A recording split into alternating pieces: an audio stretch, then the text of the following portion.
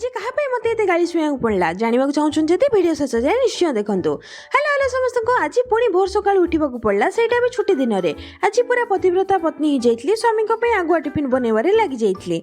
आज रोषे होता पनीर पलौ सह मशरूम तरकारी सह कदली पिठो भजा ब्रेकफास्ट बनी मसला उपमा सह ग्लुकोज और मांडिया एवं ना सुना ना कि स्त्री मन कथा जाण जाण सब आइटम बनईदेली।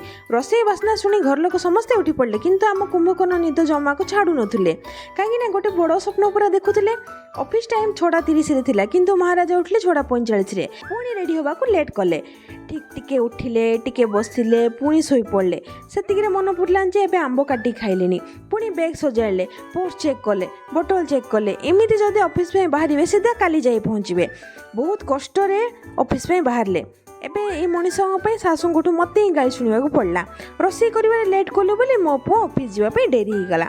एवं शाशु माँ को किए बुझेब जे भूलटा कहार स्वामी दोष रहा गाली मत शुणा पड़ा। रहिले हरिओम।